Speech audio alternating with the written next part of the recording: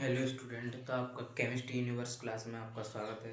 तो आज हम हेलो एल्कीन का चैप्टर नंबर और ने केमिस्ट्री का चैप्टर है हेलो एल्कीन, जिसमें और कुछ रिएक्शन बाकी रह गई थी, उनको अब पूरा कर लेते हैं। देखते हैं फर्स्ट रिएक्शन क्या है। सैंडमेयर अभिक्रिया। सैंडमेयर अभिक्रिया क्या होती है इसके बारे में हम समझते हैं। सैंडमेयर अभिक्रिया, जब बेंजीन डाई एजोनियम क्लोराइड को cuprous chloride and cuprous chloride क्या होता है CuCl तथा HCl अम्ल, जो HCl अम्ल होता है के साथ गर्म करते हैं तो क्लोरोबेंजीन प्राप्त होती है। कि di benzene diazonium chloride को क्यूप्रस क्लोराइड CuCl तथा HCl अम्ल के साथ गर्म करते हैं तो क्लोरोबेंजीन प्राप्त होती है। रिएक्शन देखते हैं।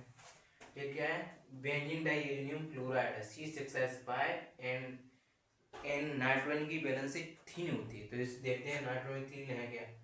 नाइट्रोजन इधर जुड़ा एक वैलेंसी 2 3 तीन नाइट्रोजन वैलेंसी और इसकी भी हो रही है 1 2 3 नाइट्रोजन वैलेंसी 3 होती है। तीन ही के कारण संतुष्ट रहता है। नाइट्रोजन 3 है। एक बेंजीन डाई एजोनियम, तो जी हाँ, इसको ऐसे भी लिख सकते हैं कि बेंजीन का फॉर्मूला आपको तो C6H6 होता है, लेकिन एक हाइड्रोजन निकल जाता है क्योंकि जी N2Cl जुड़ना है तो एक हाइड्रोजन निकल जाएगा।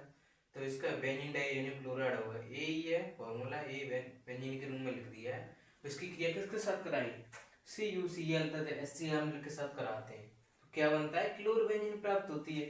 तो इसमें क्या होगा, N2 निकल जाएगा और CuCl निकल जाएगा तो क्या बचेगा, क्लोरोबेंजीन बचेगा। यानी जे निकल जाएगा और N2 निकल जाएगा जे, तो क्या बचेगा C6H5Cl। तो C6H5Cl N2 निकल गया CuCl का, तो क्या बचा, क्लोरोबेंजीन बन गई। तो क्लोरोबेंजीन इसको ऐसे ही इस बेंजीन फॉर्म में भी ले सकते हैं, N2 और CuCl निकल जाती है। तो एक बार और देखते हैं, जब बेंजीन डाइएनियम क्लोराइड को क्यूप्रस क्लोराइड यानी CuCl तथा HCl अम्ल के साथ गर्म करते हैं तो क्या प्राप्त होता है, क्लोरोबेंजीन प्राप्त होती है। N2 और CuCl निकल जाता है, क्लोरोबेंजीन बन जाती है। इसको आपको याद रखना होगा बेंजीन डाइएनियम क्या होता है और कैसे लिखा जाता है। उसके साथ CuCl और HCl अम्ल के साथ क्रिया करा दो, N2 निकल जाएगा, CuCl निकल जाएगा, क्लोरोबेंजीन प्राप्त हो जाएगी आपको। नेक्स्ट अभिक्रिया देखते हैं, विंकलस्टाइन अभिक्रिया। इस ये क्या होती है, विंकलस्टाइन अभिक्रिया, जब एल्किल क्लोराइड या ब्रोमाइड को सोडियम आयोडाइड के साथ आयोडाइड के साथ शुष्क एसीटोन यानी शुष्क एसीटोन की उपस्थिति में क्रिया करते हैं तो एल्किल आयोडाइड प्राप्त होता है। क्या प्राप्त होता है, एल्किल आयोडाइड प्राप्त बनता है, तो इसे विंकलस्टाइन अभिक्रिया कहते हैं। रिएक्शन देखते हैं। ये क्या एल्किल ग्रुप है, R समूह का मतलब कोई भी कितने भी कार्बन जोड़े हो सकते हैं, CH3 C2H5 हो सकता है, C3H6 हो, कोई भी हो सकता है। एल्किल समूह का मतलब है, और X का मतलब है हेलोजन ग्रुप। हेलोजन का मतलब क्लोरीन क्लोरीन ब्रोमीन आयोडीन, इनमें से कोई भी ग्रुप हो सकता है, इसको बोलते हैं हेलोजन ग्रुप।